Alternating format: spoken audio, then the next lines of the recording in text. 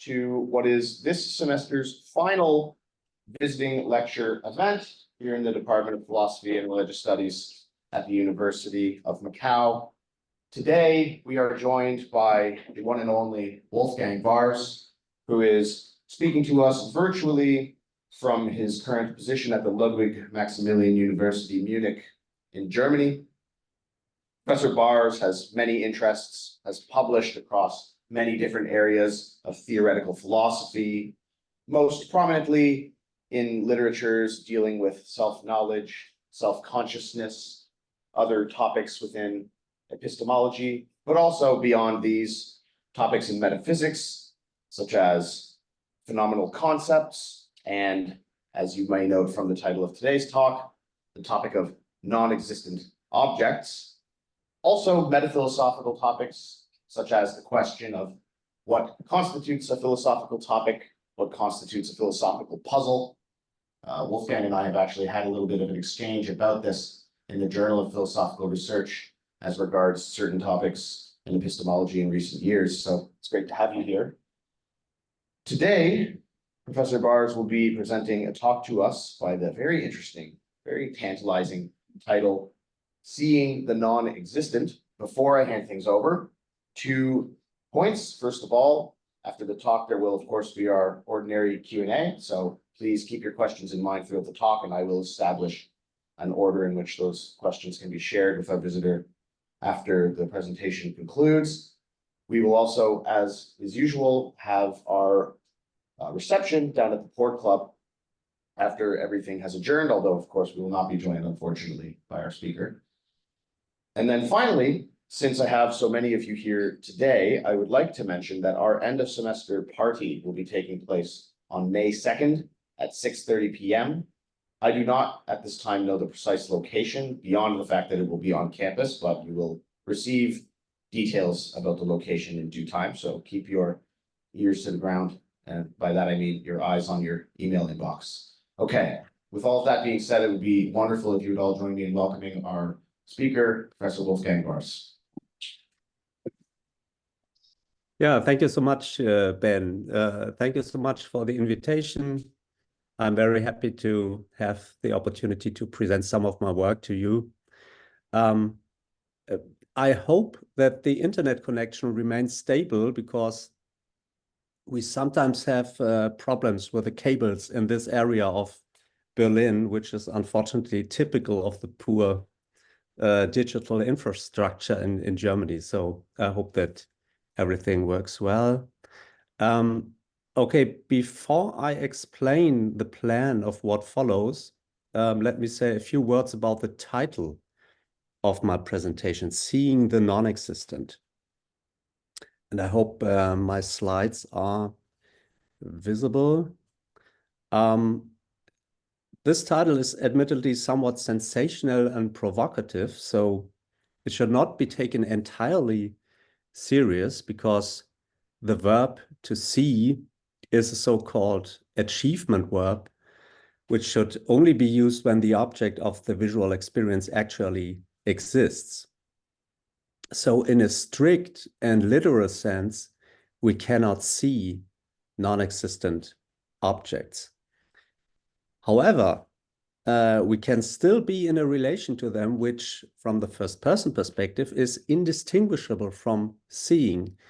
That's at least the claim I would like to convey to you, packaged in this somewhat sensational and provocative title. Okay, now a few words about my overall aim. My overall aim is to formulate a version of direct realism that does without the usual compromise. And to understand what this is supposed to mean, a few quick remarks on direct realism and what I take to be the usual compromises. Direct realism is the claim that in sensory experience, the material objects themselves are directly given to us. So according to direct realism, there are no proxy entities like ideas or impressions or mental images or sense data that somehow interpose themselves between us and the material objects, like in this illustration of the sense data theory, where a sense datum representing a cube interposes itself between us and the material cube. So no, according to direct realism, we have direct experiential access to material objects without any intermediate entities. Direct realism is, and I hope we all agree in that, is pretty plausible for veridical perceptions. That is, for cases in which the material object experienced by us not only actually exists, but also is the way it is experienced by us. However, the big question, and that's the thorn in the flesh of direct realism, the big question is how things are in cases of non-veridical experiences, such as hallucinations, optical illusions, or dreams. Take Macbeth's illustration of a dagger, hallucination, sorry. Take Macbeth's hallucination of a dagger, for example. And here's the illustration. In this case, the material object experienced by Macbeth isn't really there. It's just a figment of Macbeth's imagination. So it doesn't seem to make much sense to say that Macbeth is directly aware of a material object, a dagger. Rather, it seems to be that in this case, Macbeth is directly aware of some kind of dagger-like sense datum. And it is exactly this last claim, that is the claim that in non-veridical cases, the subject is not directly aware of a material object. It is this claim that I call the usual compromise. So the standard form of direct realism, that is direct realism with the usual compromise, claims that in veridical cases, material objects are directly given to us, but in non-veridical cases, non-material mental objects take their place. Okay, I think that direct realism is very nice, but that it would be even nicer if it came without the usual compromises. I think it would be great if we could maintain a position according to which we are directly aware of material objects in both veridical and non-veridical cases. And I also have a suggestion as to how this can be achieved. I propose that the role played by impressions, mental images, or sense data should be played by non-existent objects. In the case of Macbeth, for example, this means that Macbeth, while hallucinating, is not directly aware of a mental image of a dagger, but of a material object, a metallic dagger. However, the metallic dagger Macbeth is directly aware of does not exist. I think that this is the most natural and obvious view to take of sensory experience, but unfortunately, this view has never been taken seriously in the literature, and this, I think, is due to the fact that it relies on the idea of non-existent objects, which in turn is associated with the name of Alexios Meinong. Here's a little picture of him, an Austrian philosopher who is notorious for his claim that there are objects of which it is true that there are no such objects. Now, many philosophers think that Meinong was pursuing a failed research program and that his ideas had been devastatingly demolished by Russell and Quine, so that using the idea of non-existent objects for theoretical purposes is simply a non-starter. I think that this view of Meinong is a misjudgment. Meinong's ideas are by no means as crazy as Russell and Quine would have us believe. I think that the idea of non-existent objects is totally fine. So we are free to use this idea wherever it brings us theoretical benefits. Okay, this concludes my short preview of my overall aim. So to recap, I'd like to defend direct realism without the usual compromises. That is the claim that not only in veridical, but even in non-veridical cases, we are directly aware of material objects. And to this end, I'd like to employ Meinong's idea of non-existent objects.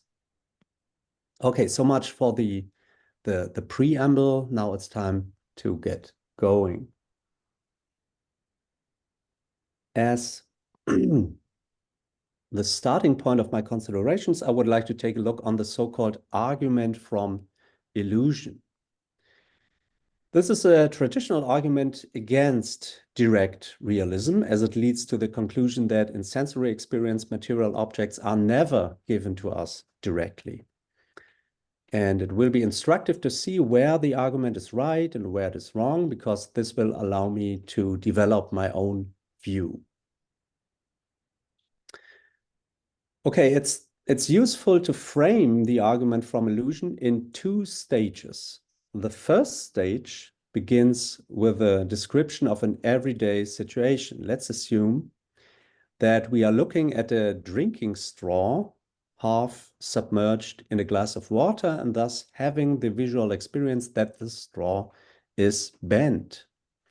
So this picture is supposed to illustrate our visual experience. I hope everyone can see this picture. In reality, of course, the straw is not bent, but straight.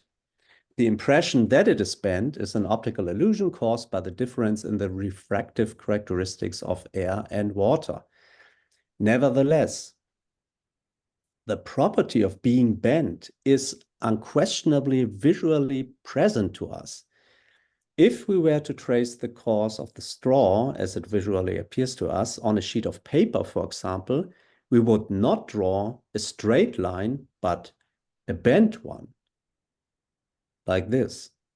So in the present situation, the property of being bent is indeed there or present, or to put it somewhat technically, it is exemplified or instantiated.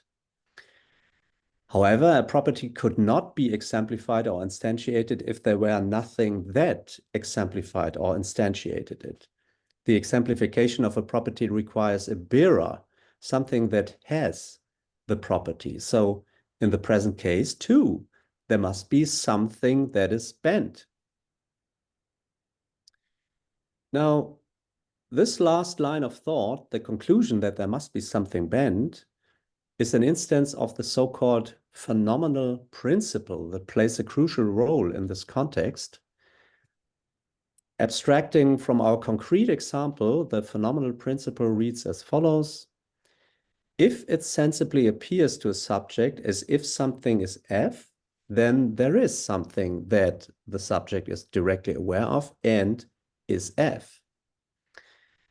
And the principle seems to force us to the conclusion that in our example of the straight straw that appears bent, there must be something bent.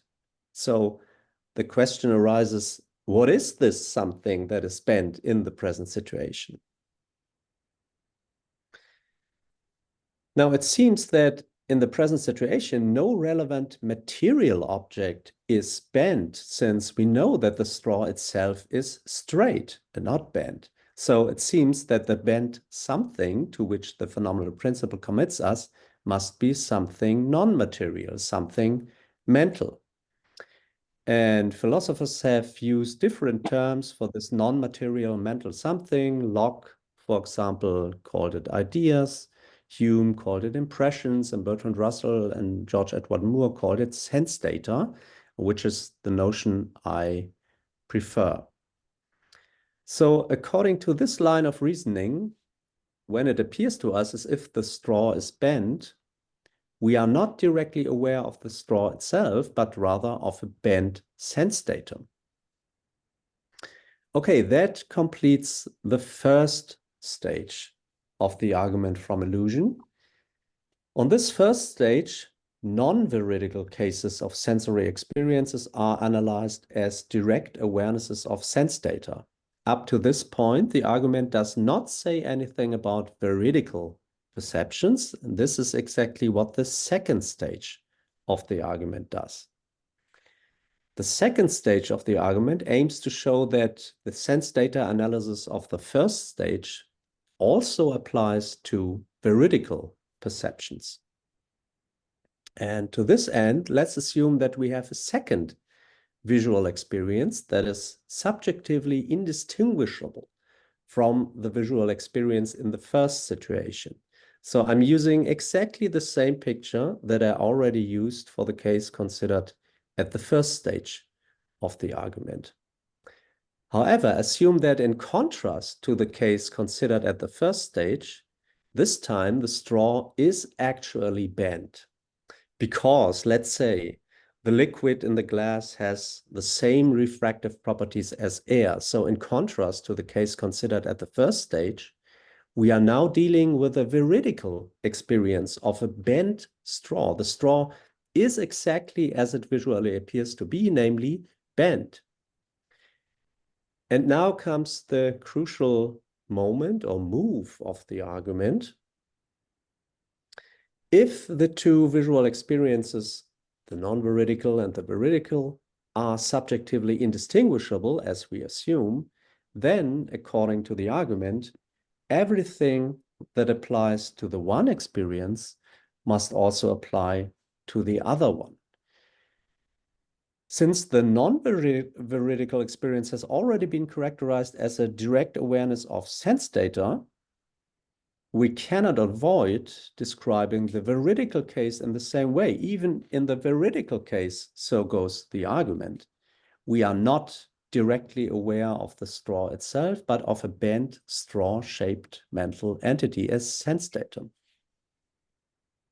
So the argument from illusion concludes that in sense perception, material objects are never directly given to us. We are, if you will, always shielded from the material world by a veil of sense data. Okay, although the argument from illusion has by now made its way into popular culture and no longer elicits much surprise in many people, I think that our spontaneous and natural reaction should be one of disbelief, astonishment, and perhaps even indignation. At least that's my reaction to the argument from illusion. I simply cannot believe that material objects are never directly present to our consciousness. So let me turn now to the critique of the argument from illusion.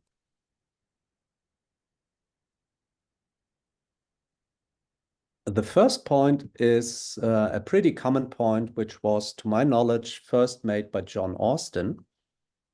And the crucial weakness of the argument, says Austin, lies in the assumption that from the fact that two experiences are qualitatively identical, it follows that everything that applies to one experience must also apply to the other. This, says Austin, is simply not true. It's false. To see the point, it may be helpful to consider an analogy. Think of the criminal case of Alves dos Reis, I think. The name is pronounced that way, Alves dos Reis, a criminal case which happened in the year 1924.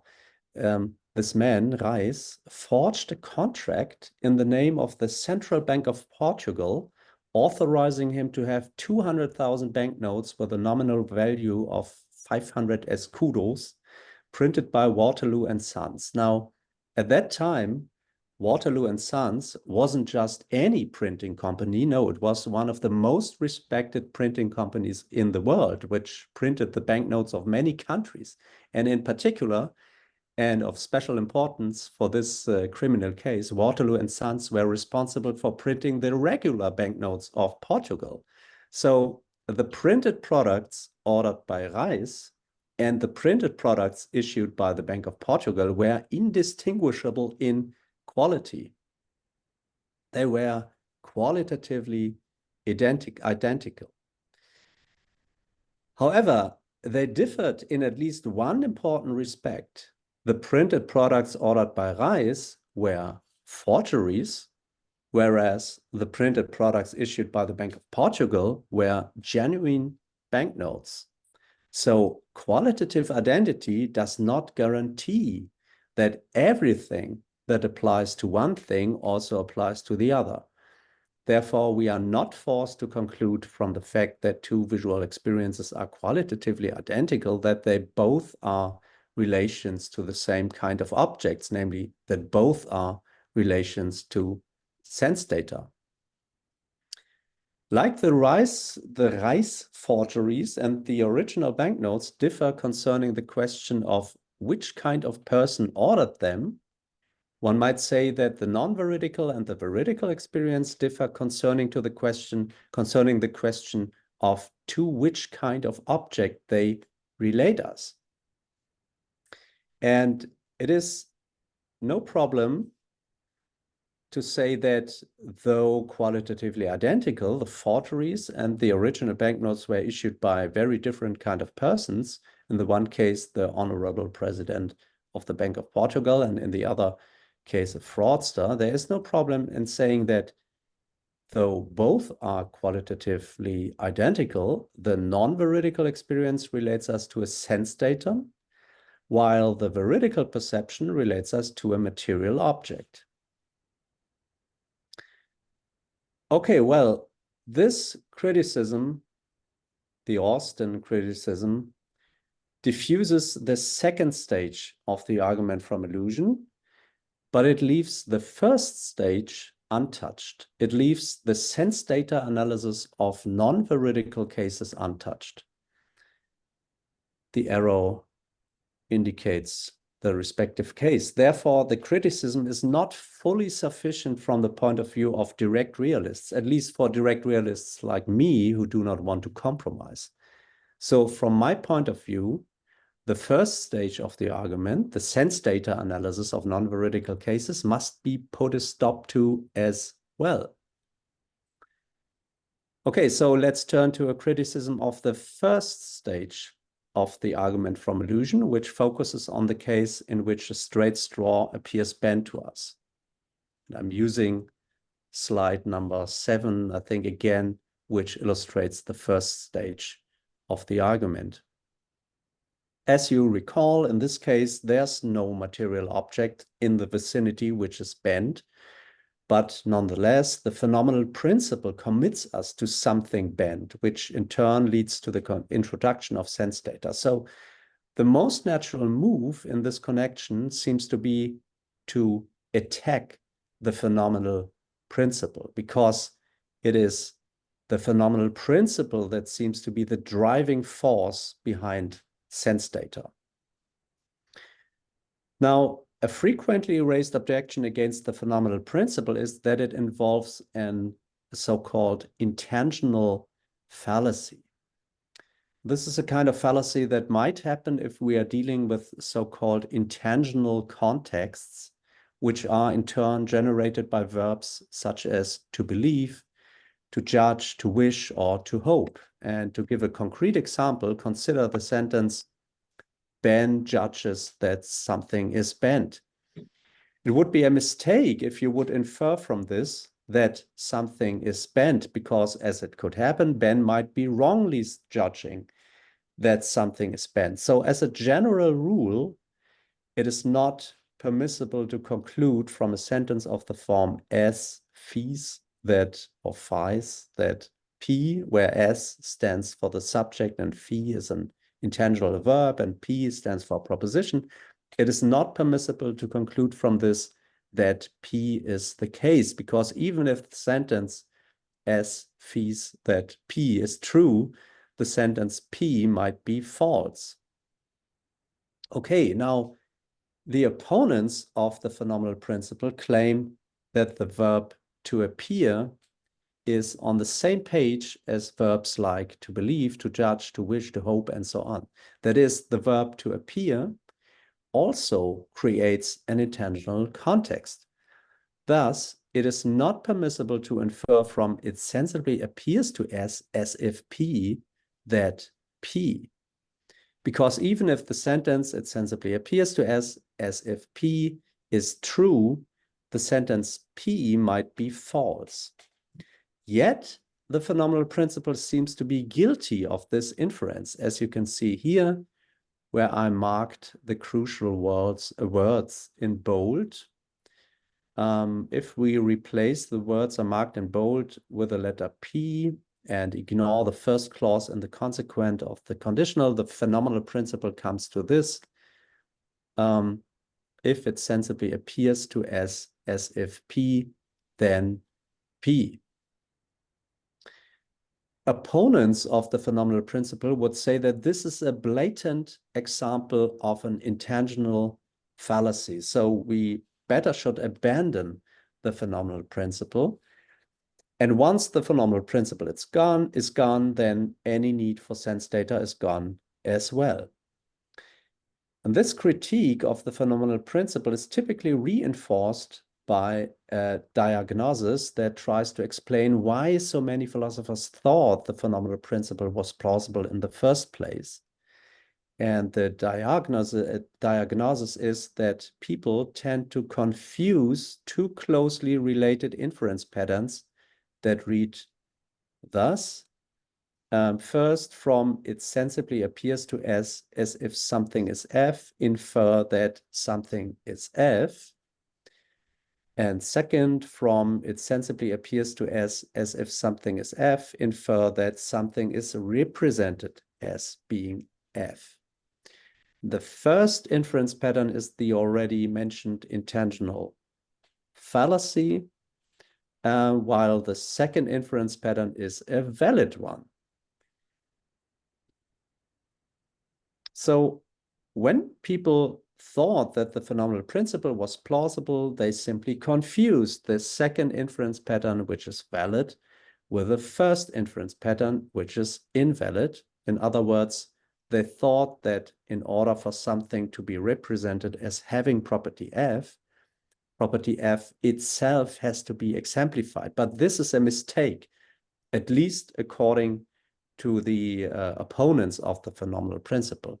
In order for something to be represented as having property F itself does not need to be exemplified. This, at least, is the error diagnosis provided by opponents of the phenomenal principle. Okay, I would like to take a slightly closer look at this error diagnosis because there's an interesting point here that will be important for my further considerations and the development of my view. The key point of the error diagnosis is that representing something as having property F does not necessitate the exemplification of property F.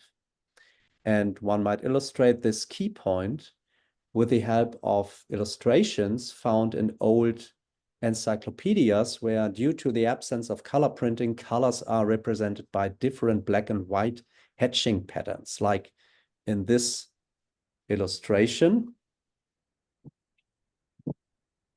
In this drawing, the cross on the flag of the organization Red Cross is represented as having the property of redness, but there is nothing red in or around the drawing itself. So the property of being red does not need to be exemplified in or around an illustration for that illustration to represent something as being red.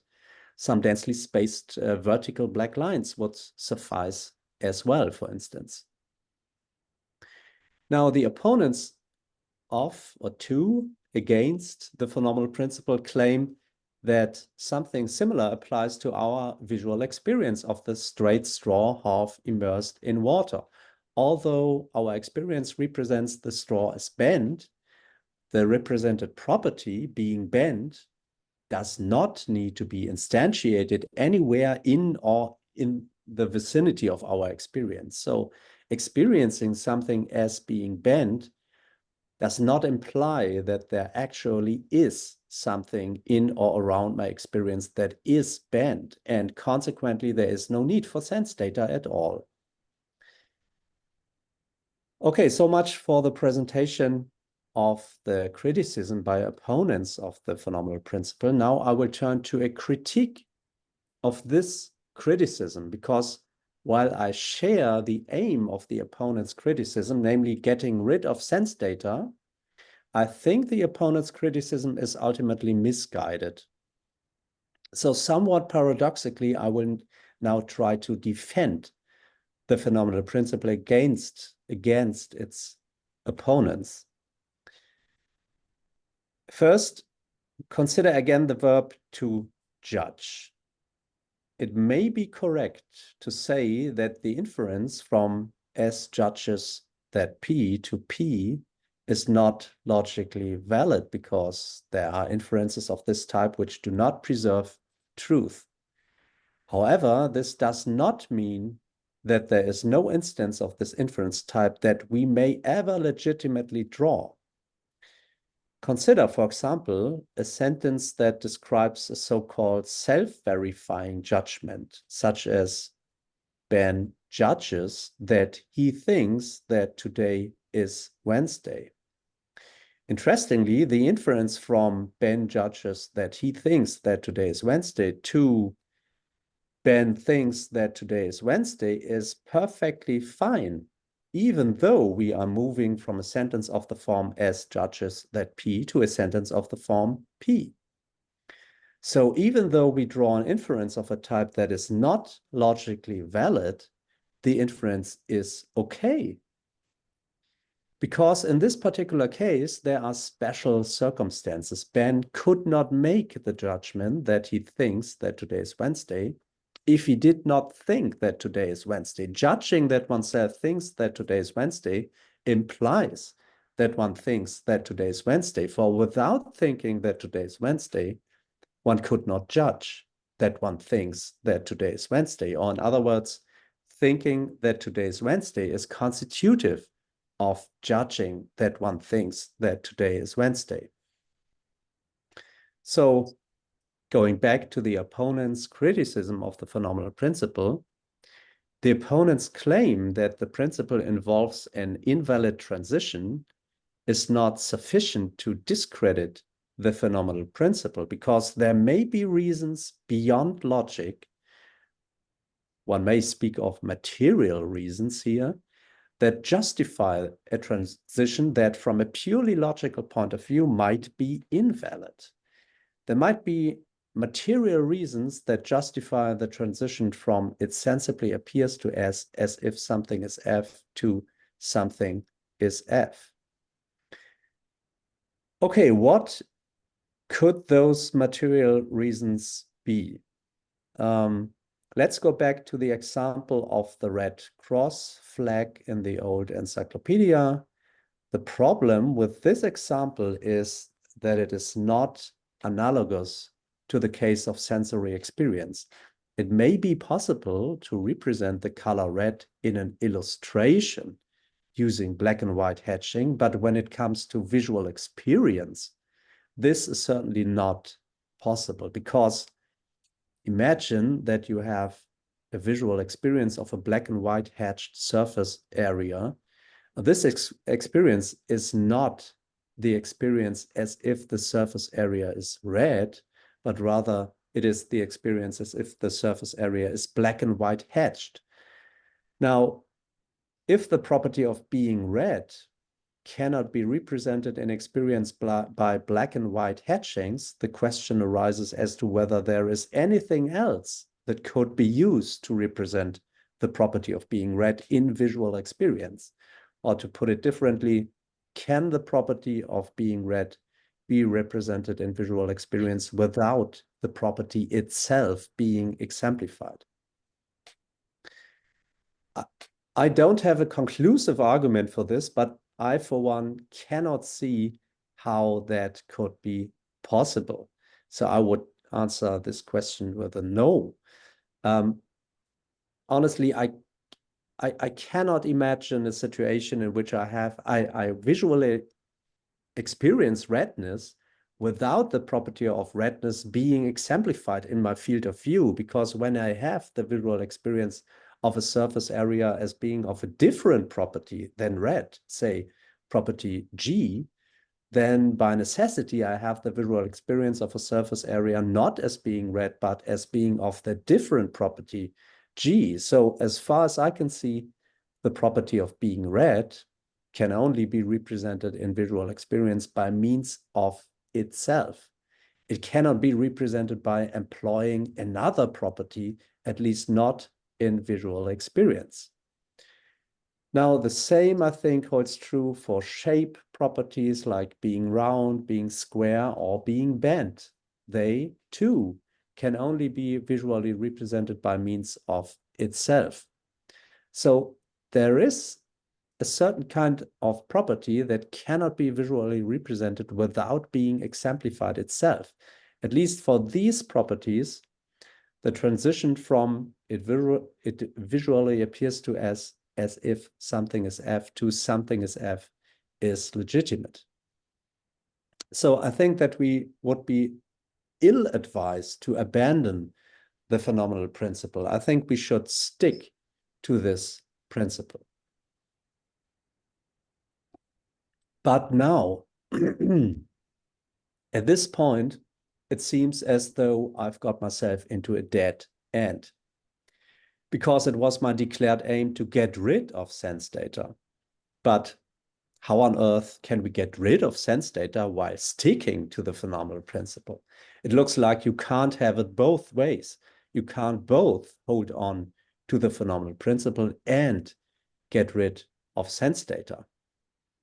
After all, the phenomenal principle seems to be the driving force behind the introduction of sense data. However, I think that this view of the phenomenal principle is wrong. It is not the phenomenal principle itself that generates the need for sense data, but a particular reading of it. So we can have it both ways, sticking to the principle and getting rid of sense data, provided we read the principle in the correct way. So let's take a look at the phenomenal principle again. The crucial question is how to interpret the bolded yellow marked phrase, there is something that. The traditional interpretation is to construe it in the sense of there exists something that. And of course, if we do so, sense data are indeed unavoidable. Consider the seemingly bent but actually straight straw again, since in this situation no relevant material object exists. It seems natural to think that the relevant object, that is an object that has the property of being bent, must be a mental object. However, there is an alternative reading to the phrase, there is something that, which is much more favorable to our aim of getting rid of sense data. And this alternative reading interprets the phrase as an ontologically neutral quantifier binding a variable which ranges over both existing and non-existing objects.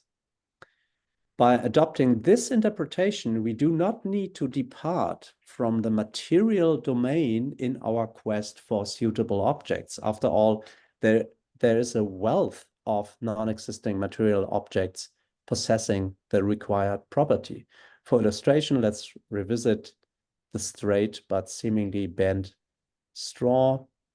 In this case, the phenomenal principle commits us to something that is bent. And it may be that we cannot find a suitable match within the domain of existing material objects, but as soon as non-existing material objects become available to us, finding something appropriate in the material domain is no problem. For example, how about a non-existing bent drinking straw? So my proposal is as follows.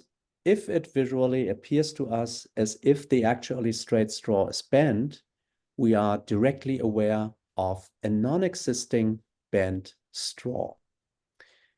In contrast to a bent sense datum, the non-existing bent straw is not something mental, something that exists in our mind, but something that does not exist at all, not even in our mind. Nevertheless, and that may sound strange at first glance, The non-existing bent straw is a material object, a product made of ordinary plastic or ordinary organic stuff. Now, as I said at the beginning, this view has only very rarely been considered in the literature, and where it has been considered, it has mostly been rejected. And the reason for this lies in the persistent reservations against Meinong's idea of non-existing objects. Now, I consider this to be a misconception. I think non-existent objects are quite okay. Of course, I don't have the time here to present a complete defense of the idea of non-existent objects, but at least I would like to give you an impression of what the idea of non-existent objects look like, and that it is not quite as absurd as many philosophers think. So please allow me a little digression on the idea of non-existent objects as it was originally conceived by Alexius Meinong. The intuitively most compelling way to illustrate Meinong's core idea is due to Terence Parsons in his book Non-Existent Objects, published in 1980.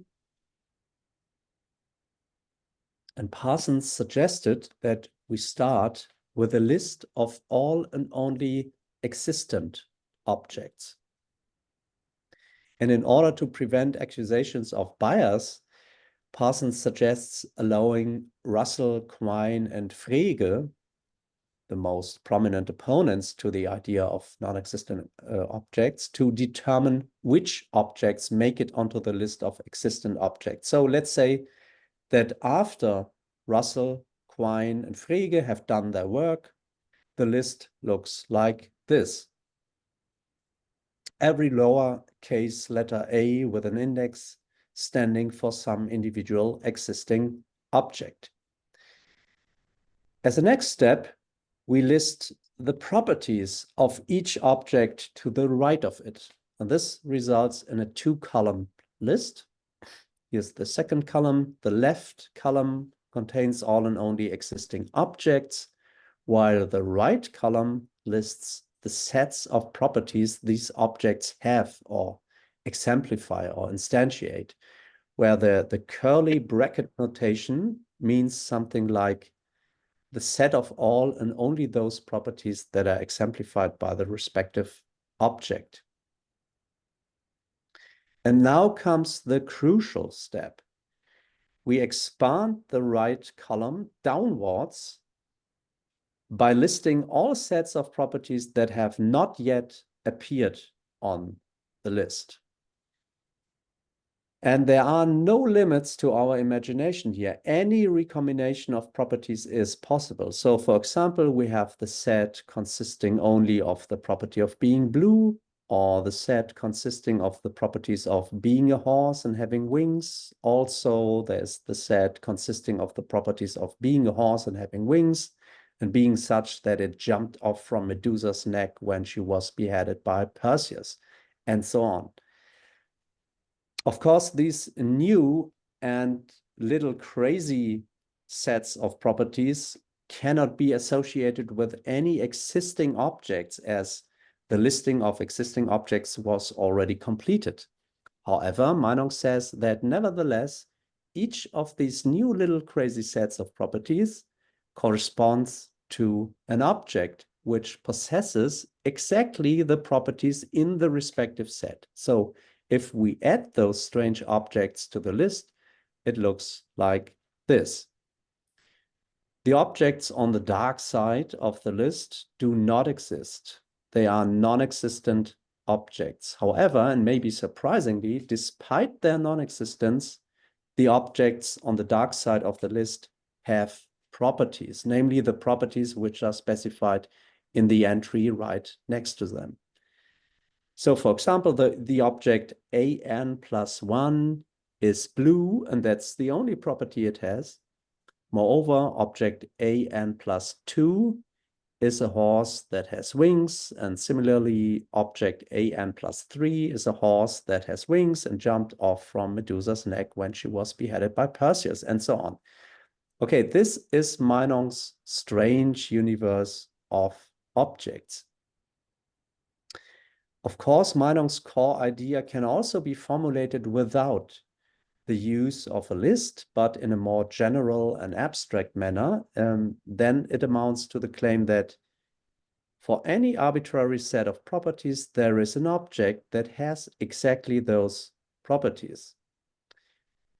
Although Meinong's core idea opens up a whole new realm of objects that we never dare to dream of, Meinongianism has always faced criticism, of course. So to get a more sustained understanding of the idea, it might be instructive to review some of those criticisms.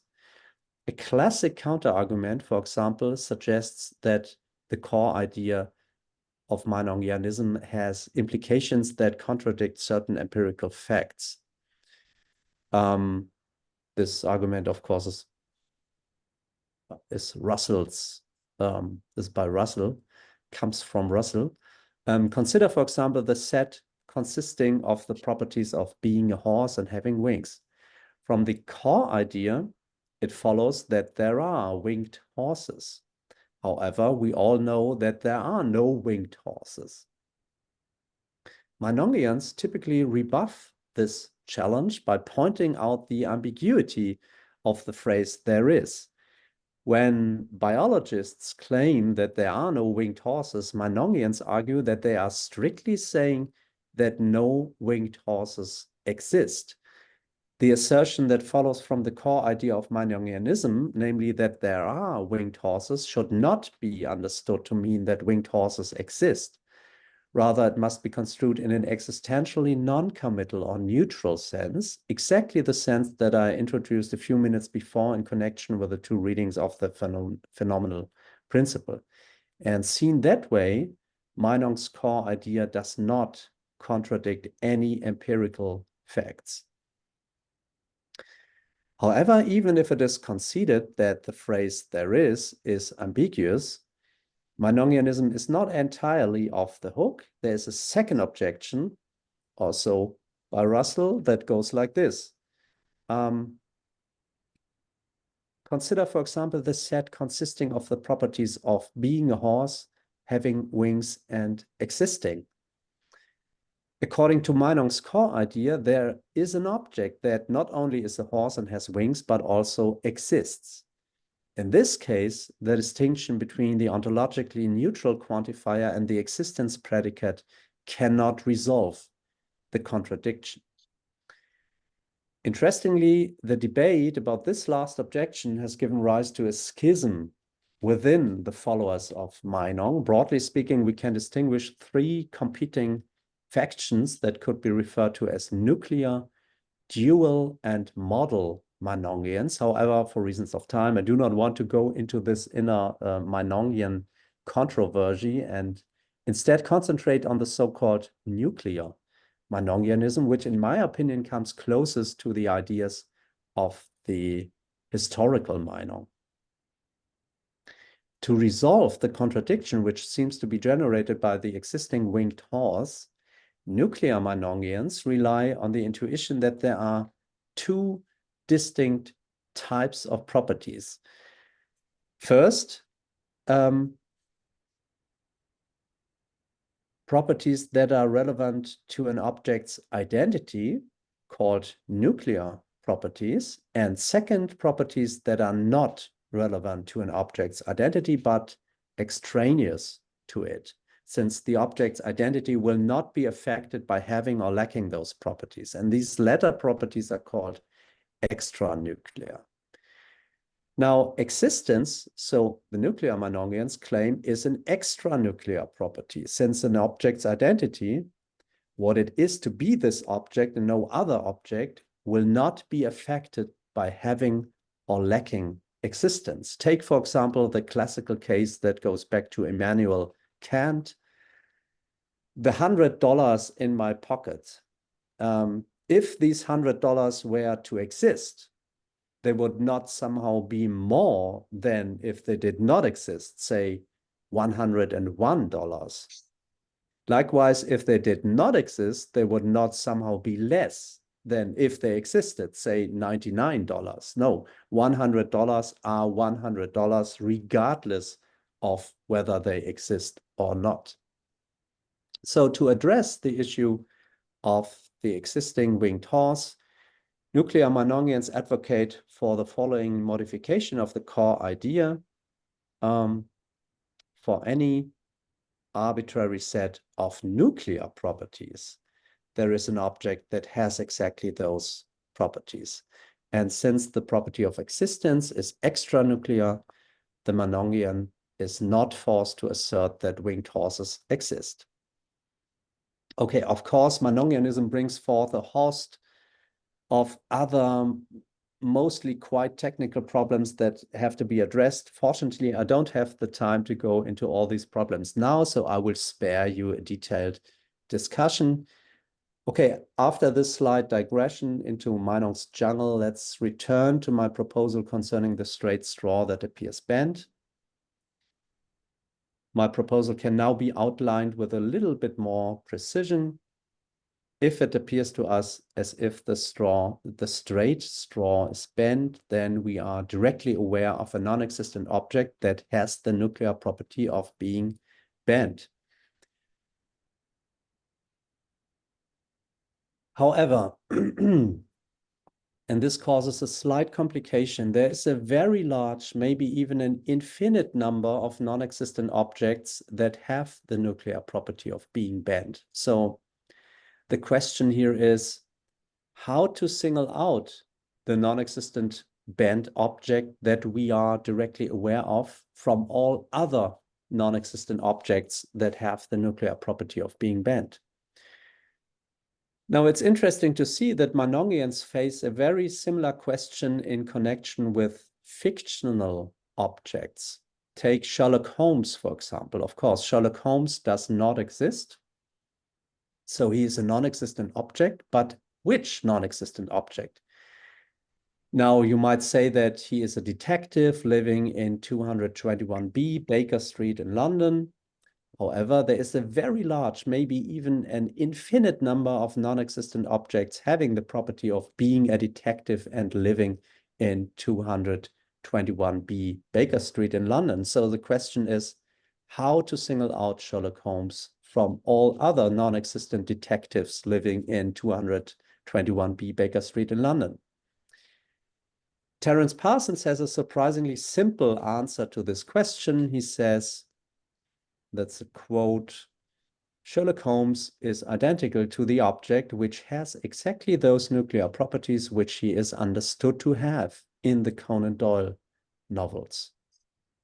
So taking my cue from Parsons, I suggest the following recipe for singling out the non-existent object we are directly aware of in a non-veridical experience. I would say the object which one is directly aware of in non-veridical experience E is the object which has exactly those nuclear properties which it sensibly appears to have in E. In a certain sense, then, sensory experience plays a similar role like storytelling, just as the identity of a fictional character depends on what nuclear properties the character has according to the story.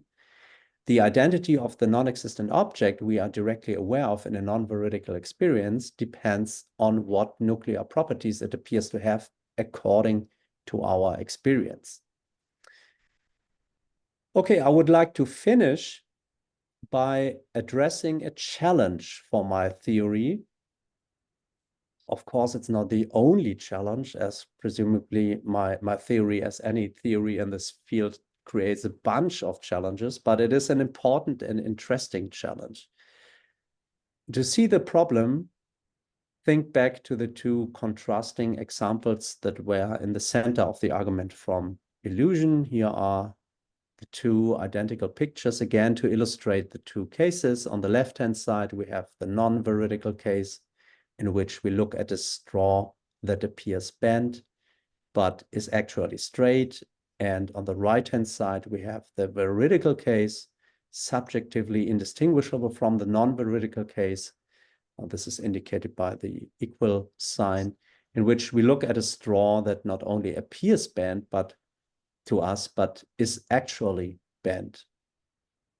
Now, according to my theory, we are in a relation of direct awareness to different objects in each case. On the left-hand side, we are dealing with a non-existent object whose identity depends on what nuclear properties it appears to have according to our experience, while on the right-hand side, we are dealing with an existing object whose identity does not exclusively depend on what nuclear properties it appears to have according to our experience, but also on which object is in a suitable or appropriate causal relation to us. So it seems that we are dealing with two radically different objects. But if we are dealing with two radically different objects here, then it is somehow strange or even incomprehensible why the two experiences are subjectively indistinguishable. If the two objects are so different, it should be easy to recognize this difference from the perspective of the first person, because after all, we are directly aware of these objects. Now, if one cannot recognize the difference between two objects from the first person perspective, then it seems natural to suppose that the two experiences share a common subjective or mental core, a kind of common core of identical sense data, for example. It should be clear that I don't want to buy into this consequence under any circumstances. After all, the whole point of the exercise was to get by without sense data. So I have to say something about why the difference between the two objects we are dealing with cannot be recognized from the first person perspective. And the explanation for this must not make any use of a common core of sense data or anything like that. Okay, my explanation is that the two objects, although they are so radically different, stand in a special relation. Meinong called this relation implection. And the definition of implection is as follows: object A is implected in object B if and only if the set of nuclear properties exemplified by A is a proper subset of the set of nuclear properties exemplified by B. So implection is just a kind of application of the proper subset relation to objects. Now, my suggestion is that the non-veridical experience is subjectively indistinguishable from the veridical experience because the object we are directly aware of in the non-veridical case is implected in the object we are directly aware of in the veridical case. The set of nuclear properties characterizing the non-existent bent straw in the non-veridical case forms a proper subset of the set of nuclear properties that the existing bent straw in the veridical case has. And let's call the non-existent straw Aleph and the existing straw alpha. Then we might illustrate the situation like this. And the essence of the story then is that in the two situations, there indeed is a common core, but this common core is not in the mental realm, but in the non-mental realm of objects. So we can explain why the two experiences are subjectively indistinguishable without postulating a common core of sense data or something similar. Rather, the common core is in the objects we are directly aware of. Okay, so it's been a long road to get here, so perhaps it's useful to briefly sum up the most important points. My aim was to defend a version of direct realism that does without compromise. I started with a critique of the argument from illusion, but unlike many of my colleagues today, I did not attack the phenomenal principle. On the contrary, I defended the phenomenal principle. However, I proposed an alternative reading of the principle that opened up the logical space for non-existent objects. In this way, it was possible to analyze non-veridical experiences as relations to material objects. And finally, after a short digression on Meinong's basic ideas, I elaborated on my proposal and discussed a challenge to my approach, which I tried to diffuse with the help of Meinong's notion of Implection. Okay, that's it. And now I'm looking forward to your questions. Thanks.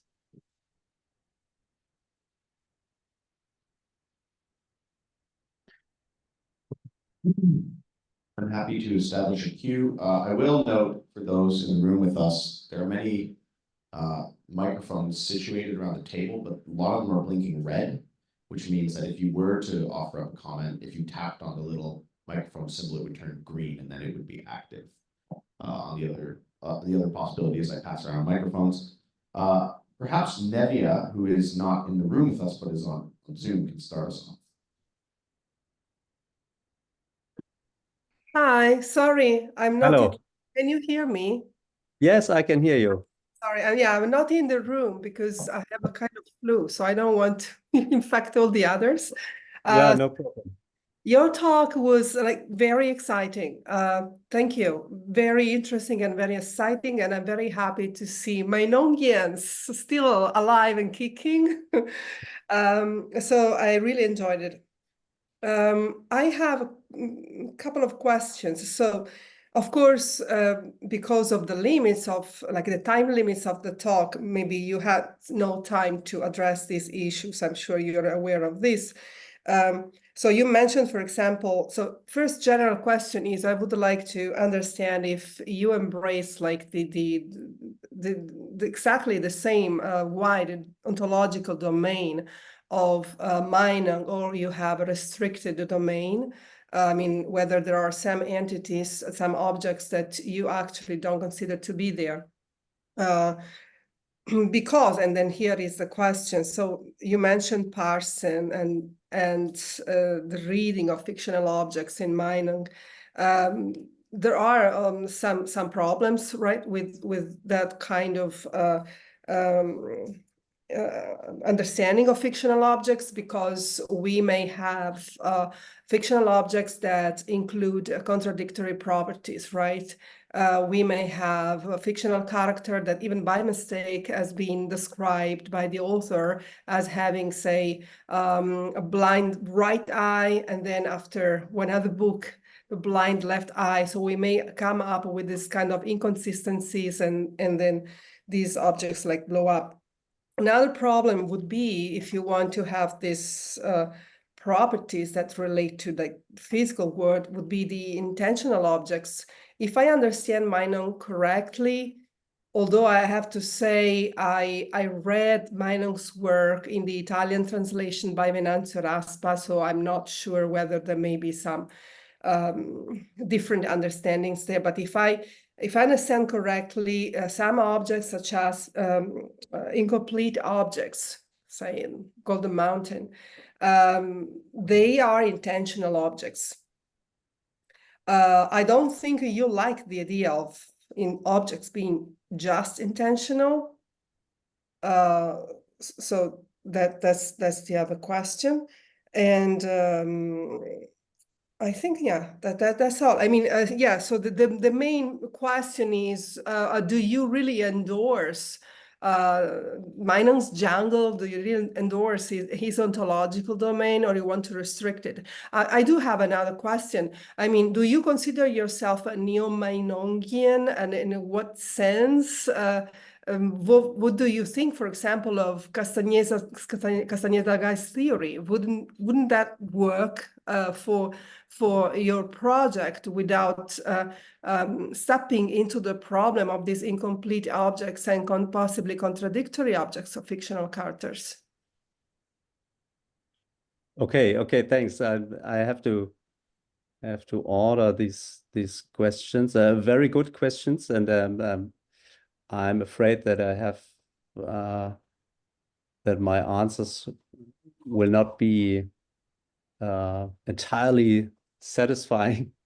So maybe the question about the relation between my position and the position of the historical Meinung first. I think that's a very interesting point, because Meinung's historical position concerning perception was that was a kind of indirect realism. And Meinung thought that we are always in a relation of direct awareness to those incomplete, non-existing objects, even in situations or cases of veridical perceptions. And that's not my theory. So my theory has nothing to do with the theory of perception endorsed by the historical Meinung. But I just, on my aim, or my aim is just to use this idea that the historical Meinung brought into play and use it for a very specific purpose, in this case, to develop a direct, or a theory of direct realism. So I'm not, for example, this now concerns the other question. I'm not sure if I endorse Meinung's wide ontological domain. I think if it's useful for a theory of direct realism, I think then it's okay. But if there are some problems, then I would refrain from endorsing the wide ontological domain. And you also asked about the problems with Parsons' reading of fictional objects. Of course, there are inconsistent stories, or stories in which inconsistent properties are ascribed to characters, and characters are incomplete. But this, I think that Parsons has some technical moves to get by with this kind of problems, but they are very, very technical. So he has this, for example, idea of watered down nuclear properties, and the idea of a special kind of negation, so that he can avoid inconsistencies and contradictory objects. So according to Parsons, there are ways out for Meinungians to, I think he has some technical clues, or some technical moves. He can avoid that. And now finally, Castaneda. I'm not an expert in Castaneda's theory, Geist theory, but I always thought that Castaneda has that the Geist theory is that geisters are somehow similar to Phrygian senses, so that these. But okay, I think you are the expert on Castaneda, so maybe I'm wrong here. But I had the idea, or the idea that seems so attractive to me, is that there are objects, these Meinungian objects, which have properties, quite normal properties, like being bent or being red, and so on. And I think that Castaneda's Geist theory does not have this advantage of postulating objects that have properties in the literal sense. But maybe I'm wrong about Castaneda, and he might be someone who could be. I think maybe for your goal, I think it would be. I think it's worth like exploring also, because Castaneda endorsed a neo-Meinungian ontology, but avoiding intentional objects, and basically geisters are indifferent to existence, like exactly in the Meinungian sense. but also the existence of guises of objects do not alter their intentional character. So it also has the aim of giving ground, like securing ground for direct realism. Maybe, yeah, it's also that very technical and it's not very readable, but I think it can serve, I mean, maybe you can use some of it for your purpose. Yeah, of course, it's an interesting suggestion. But I will, of course, have a look on Castaneda. It's an to be honest, I read Castaneda, I think 10 or 15 years ago, and it was hard to understand. So but of course it's very interesting author, and I think so. If you say that maybe he could be useful for my purposes, though, I will of course have a look. Maybe secondary literature on him can be better. It's really difficult to read this. Yeah. Yeah. Yeah. Thank you very much. Thank Yeah. you. Thank you. Thank you.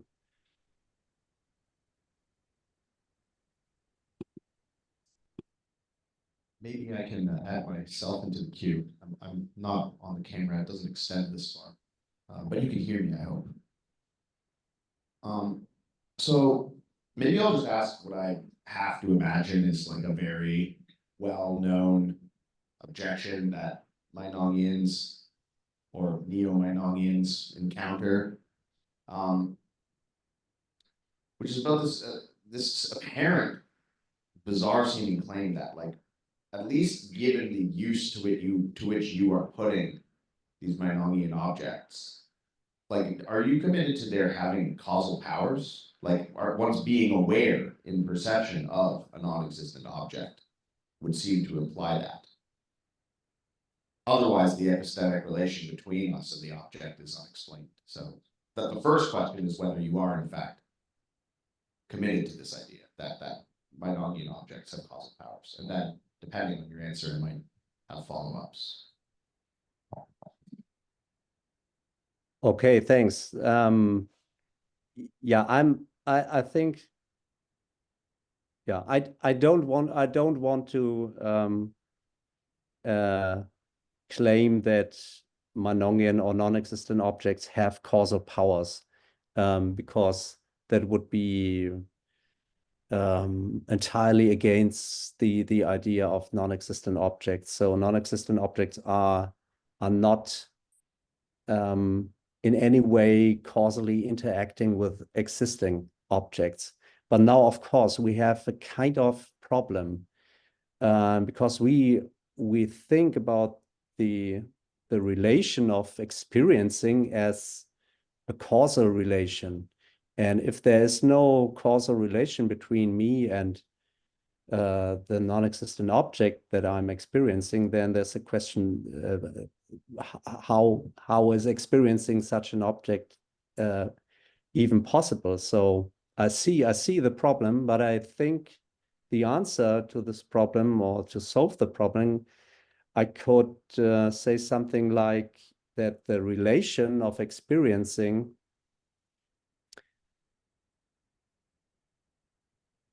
is not, or the relevant relation of experiencing is not a causal relation.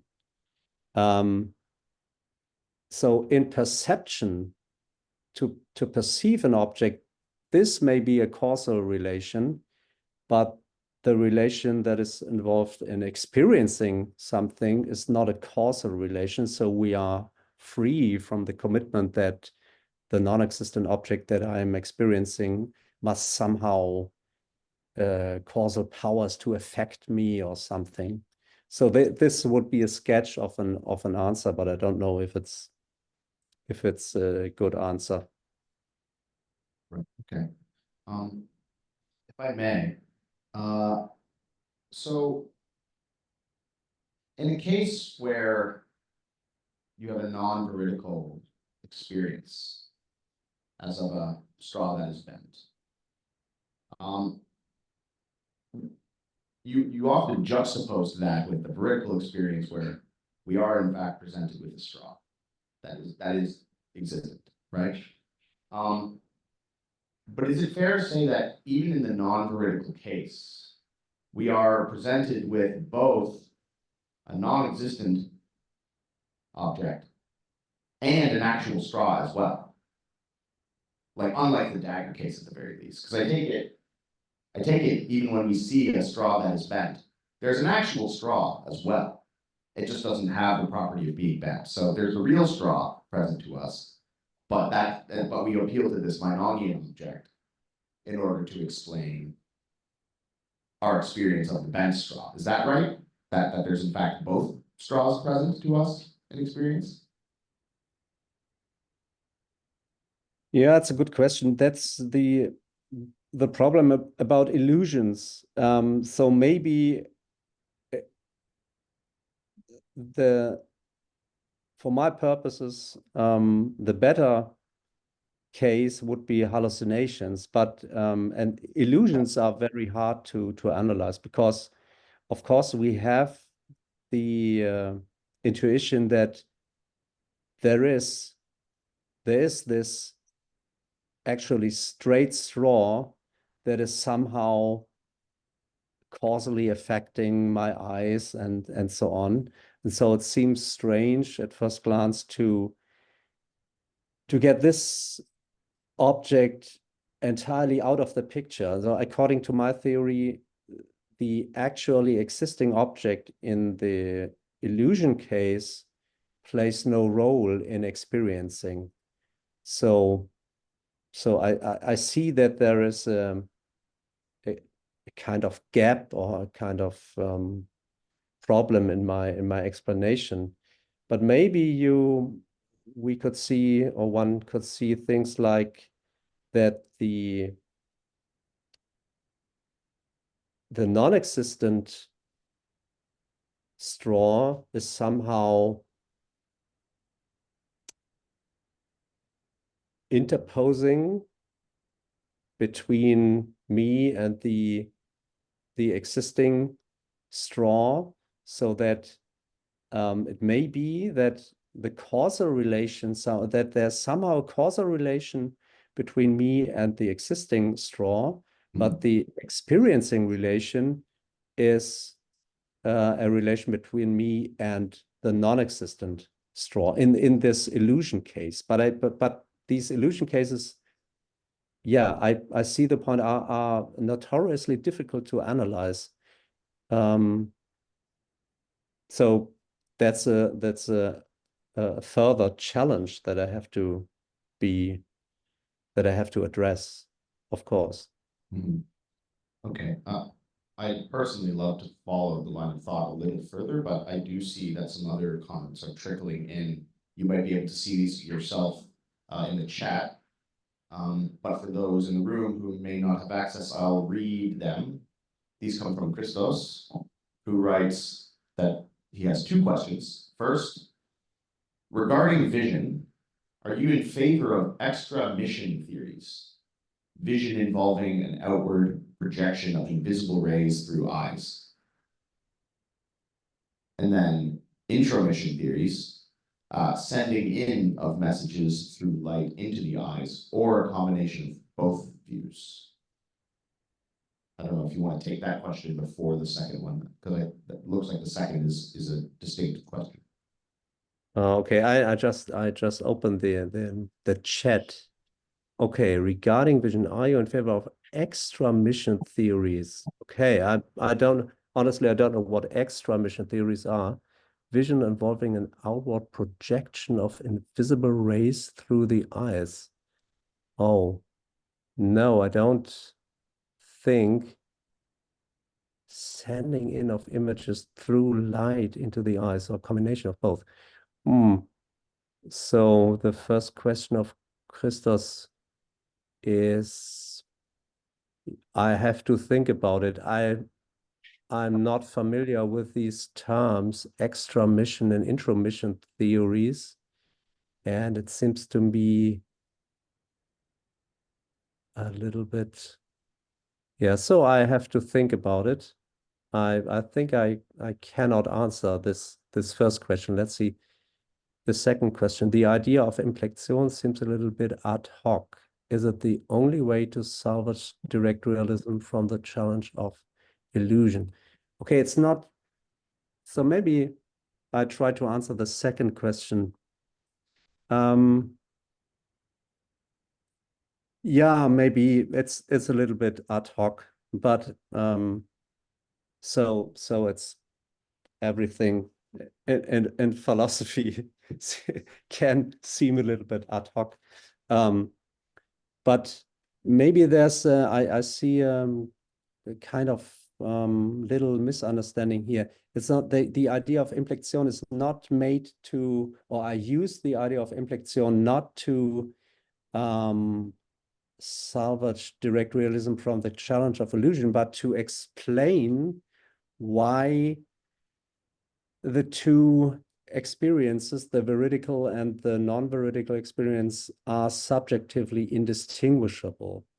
And this is something every theory of perception has to explain. And so I felt compelled to also to explain this phenomenon, that how could it be possible that there are two experiences of, according to my theory, two radically different objects, and the experiences nonetheless are subjectively indistinguishable. And I have to say something about that, because it seems to be a challenge that could lead to the reintroduction of sense data. And so I try to defend my position.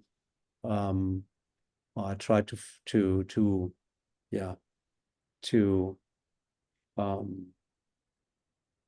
explain the subjective indistinguishability by reference to implection.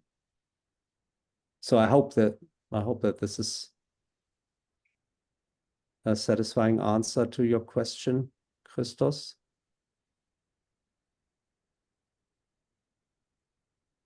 Okay, well, next, if Victoria in the room with us would like to share a question.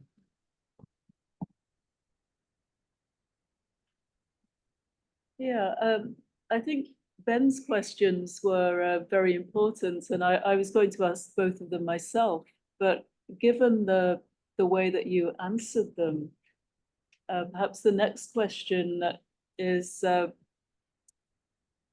are the non-existent objects in the end functioning in your theory in the way that sense data were in the theory you're trying to reject? It seems that that's the danger that your way of putting things is going towards. So that's one thing. And the other thing about the theory of inflection, I actually thought you were using that theory to try to explain the relationship between the two objects that Ben mentioned in his second question. So the actual object that is being perceived as bent, and the non-existent object, which is what we are perceiving, experiencing, sorry. So I wondered if there might actually be mileage in the theory of inflection to explain the relationship between those two objects, which might help your theory.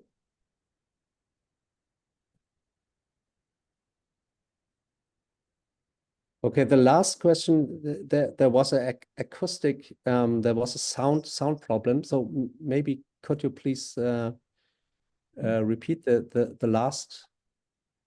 Yes. So if you remember Ben's question,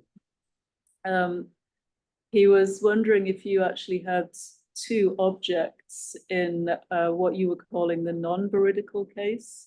The object which is in the glass, and the object which is appearing.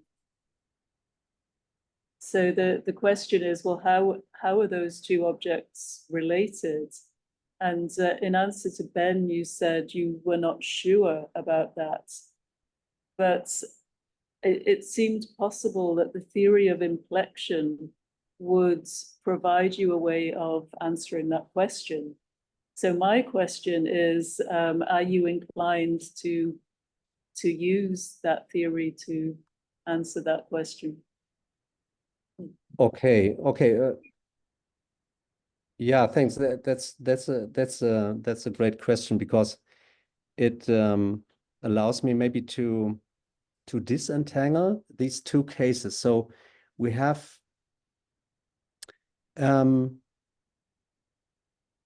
in the non-veridical case, as you say, we have, it seems that we have two objects there.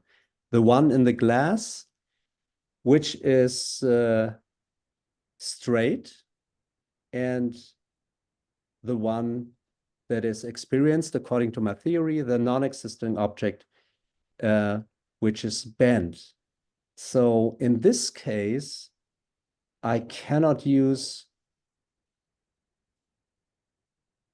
the concept of inflection to explain the relation between these two objects involved in the case of illusion, because the bent straw cannot be inflected in the straight straw, because there's a difference in these two properties.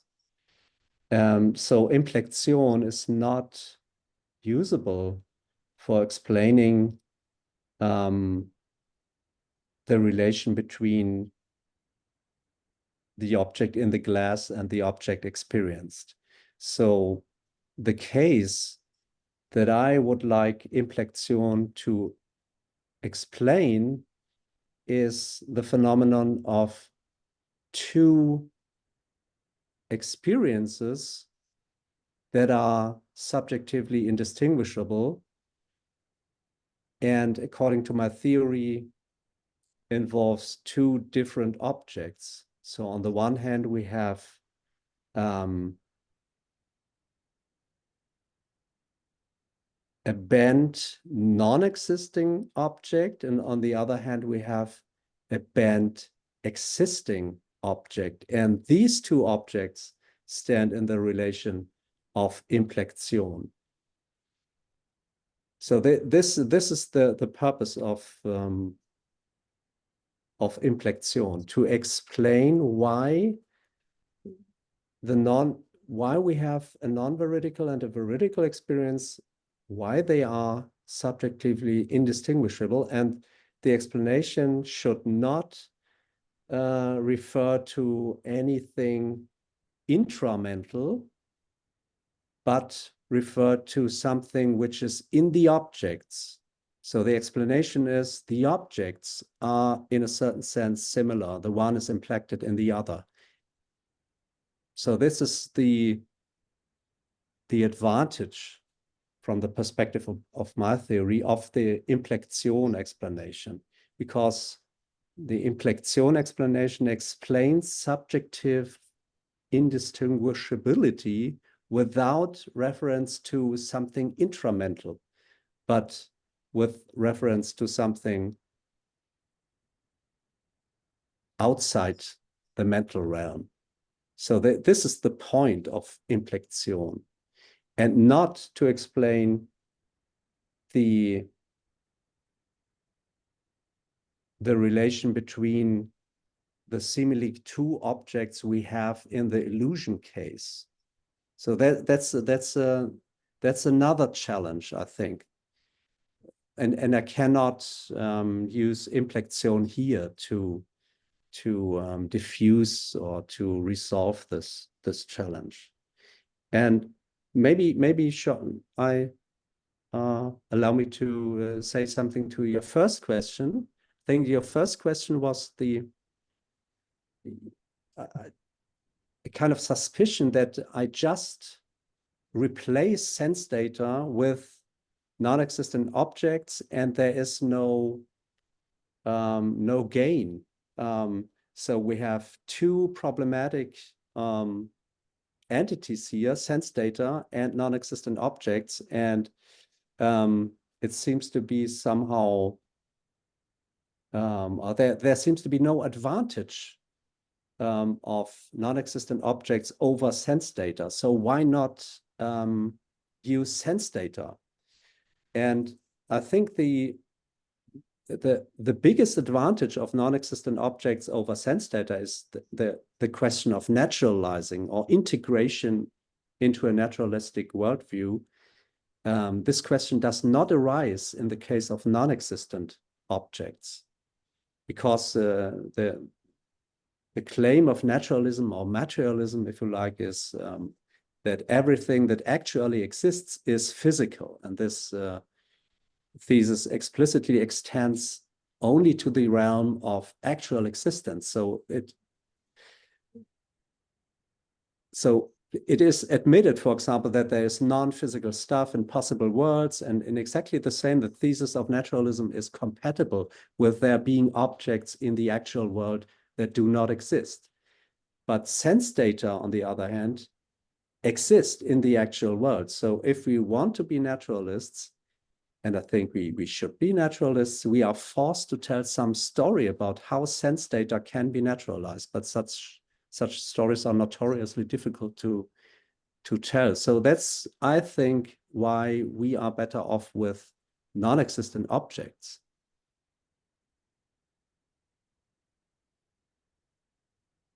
Well, with that, we are at the end of our official time together. So one more time, I would love if we could thank our speaker. Yeah, thanks for having me. Thank you so much. We appreciate it. And I'll be in touch with you when the video is built as well. So to everybody else, perhaps we can reconvene downstairs in a more informal capacity. Thanks again. And I would like to also thank Ben for organizing our lecture series. This is the last one of the semester.